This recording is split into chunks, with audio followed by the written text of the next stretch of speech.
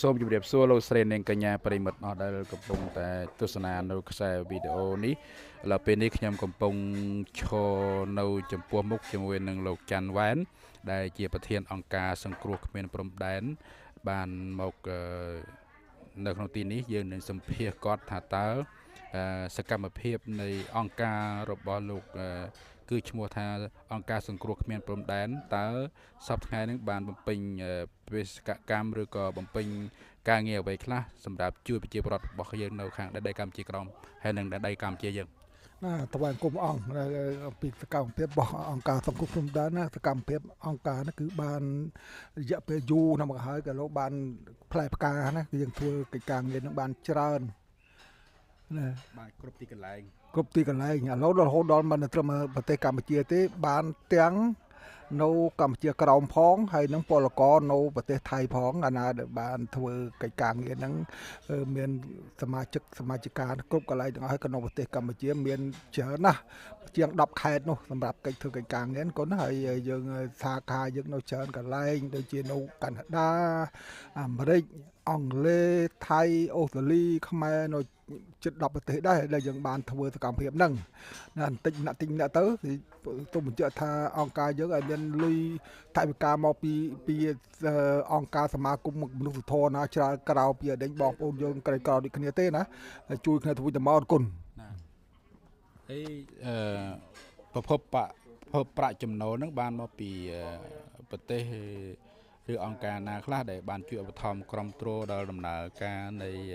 អង្គការរបស់ញោមដូចកណាបាននិយាយមិញថា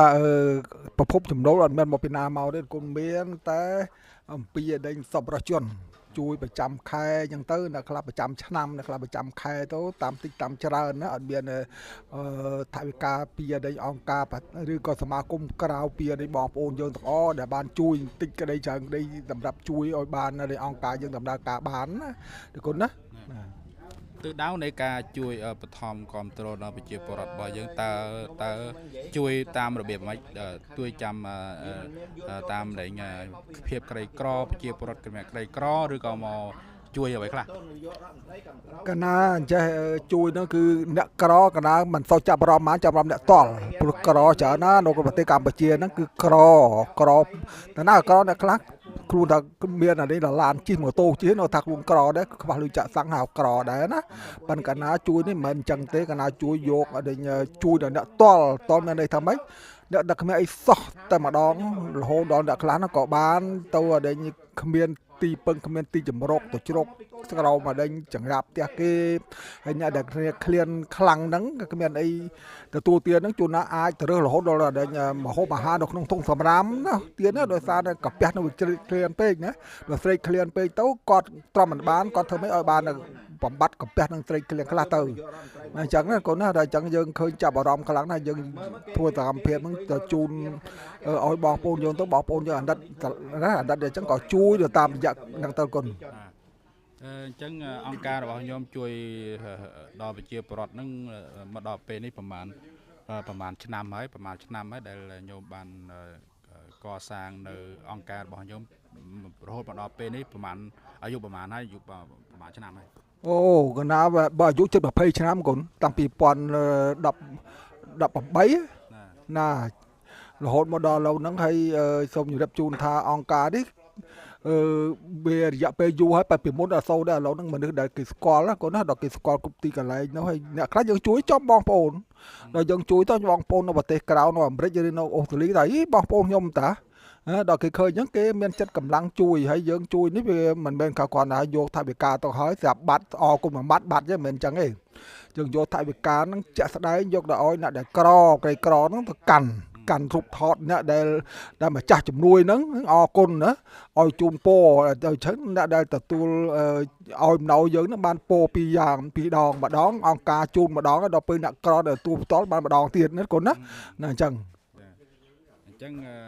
មកដល់ពេលនេះបានលទ្ធផលនឹងបានគួរជាទីកប់ចិត្តយ៉ាងណាខ្លះចំពោះប្រជាពលរដ្ឋរបស់យើងជួយនឹងគាត់បានមានការរីកចម្រើនជីវភាពគាត់នឹងបានធូរធារដែរទេឬក៏នៅតែក្រដដែល រឿងជាទីកប់ចិត្តគឺមិនជាទីកប់ចិត្តទេដោយសារទេដោយសារយើងជួយទៅជួយគាត់បានរយៈម្ដងមួយកាលទេណារំដោះពេលណាដែលអត់ឃ្លានដល់ពេលយើងចាំមែនណាយើងបានជួយរាល់ថ្ងៃរាល់ខែដល់អញ្ចឹងដល់ពេលយើងអត់ជួយគាត់អត់ទៀតចឹងទៅដល់អញ្ចឹងយើងមិនដឹងធ្វើម៉េចទៅមានរដ្ឋាភិបាលទេដែលគេមានអីមានសិទ្ធហើយគេមានលុយកាក់សម្រាប់ជួយណាបើដល់យើងគាត់ទៅជួយថាយើងយកអីនុយទៅឲ្យគាត់ទេបើថាតាមពិតទៅយើងត្រូវយកសំទូចទៅឲ្យគាត់ស្ទូចយ៉ាងបានប៉ុន្តែយើងគ្មានលទ្ធភាពទេយើងបានតែត្រឹមយកលុយទៅឲ្យគាត់នឹងម្ដងម្កាលដែលគាត់ពេលណាគាត់ខ្លាត់ក៏អាចដាក់ដោះតល់ម្ដងម្កាលដែរណាគាត់សប្បាយចិត្តណាគាត់កណាបញ្ជាក់ណាអញ្ចេះយាយតាខ្លះដែលគាត់អត់ខ្លាំងពេកឃើញយើងជំនួយពួកយើងទៅគាត់យំហ្មងគាត់អត់តទទួលគាត់យំហើយដល់យើងសួរគាត់ថាលោកយាយកតាហេតុអីក៏លោកយាយកតាយំដល់ខ្ញុំយកជំនួយមកជួយគាត់ថាគាត់សបាយរំភើបខ្លាំងពេកដែលមិនដាល់បានលុយកាក់អ្នកខ្លះមិនស្គាល់ 50000 បងគុណ 50000 រៀលណាដល់អញ្ចឹងគាត់សបាយចិត្តខ្លាំងពេកគាត់រំភើបពេកគាត់យំគាត់ជូនពរដល់ហ្នឹងថាសូមឲ្យអ្នកដែលឲ្យណយដល់គាត់ហ្នឹងសូមឲ្យសេចក្តីសុខចម្រើនមានបានអញ្ចឹងរីកចម្រើននៅក្នុងជីវិតកុំឲ្យដូចគាត់អញ្ចឹងណាកូនណាអញ្ចឹងញោមមានការអំពាវនាវណាដែរចំពោះសប្បុរសជនដើម្បីបន្តនៅការងារនៃមនុស្សធម៌បន្តទៅទៀតកណាគាត់សូមអំពាវនាវដល់បងប្អូនសប្បុរសជនទាំងអស់ទាំងក្នុងនិងក្រៅប្រទេសដែលអ្នកមានសមត្ថភាពនិងលទ្ធភាពមេត្តាចែករំលែកជួយដល់អ្នកក្រផងដូចខ្ញុំបានខ្ញុំធ្វើនេះគ្មានប្រាក់ដែលឧបត្ថម្ភពីណាមកទេទាំងបុគ្គលិកទាំងអស់ហ្នឹងគឺស្ម័គ្រចិត្តដើម្បីជួយសង្គមតែអញ្ចឹងខ្ញុំគាត់អំពាវនាវថាមិនថាបងប្អូននៅគ្រប់ទីកន្លែងទៅមានបងប្អូនក៏ដូចថាជួយមួយខែ$10ផាកប្រហែលនឹងកាហ្វេមួយកែវហ្នឹងអញ្ចឹងសូមបងប្អូនជួយទៅដើម្បីកសលផលបុណ្យជួយបងប្អូនជួយគឺបុណ្យកសលច្រើនណាស់ចំពោះអ្នកក្រណាអ្នកអត់ណាបើតាណាយើងយក$10 $20មួយខែទៅឲ្យជូនទៅដល់អ្នកមានគេអត់នេះទេគេអត់មានចាប់អារម្មណ៍ទេតែបើយើងយកលុយតែ$10នេះណាយកទៅជូនគាត់ចាប់អារម្មណ៍គាត់ស្រក់ទៅភ្នែកគាត់យំគាត់សប្បាយឲ្យពរនឹងហើយដល់តាមមនុស្សដល់តល់ដល់គេឲ្យមកគឺសប្បាយរីករាយនឹងបានបុណ្យច្រើនណាស់គុណធ្វើការធ្វើឲ្យបុណ្យចំគោលដៅណាគុណណាអរគុណណាចំពោះចូលជាបទសម្ភាសក្នុងកិច្ចសំណេរនិងសម្ភាសខ្លះៗពីសកម្មភាពនៅខាងអង្គការសមនុស្សធម៌របស់អង្គការសង្គ្រោះគ្មានព្រំដែនមកដល់ពេលនេះយើងមានការចូលរួមយ៉ាងកកកតាមរយៈនៃការចូលរួមពីប្រជាពលរដ្ឋនៅក្រៅប្រទេសឲ្យបានចូលរួមបានច្រើនកកកដើម្បីធ្វើយ៉ាងណាជំរុញការងារជួយឧបត្ថម្ភគ្រប់គ្រងដល់មនុស្សធម៌នឹងឲ្យបានដំណើរការតទៅមុខទៀតសូមអរគុណចំពោះការទស្សនានៅខ្សែវីដេអូនេះ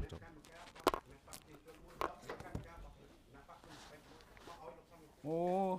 ចេះជួតចេះអីទៀតអើយ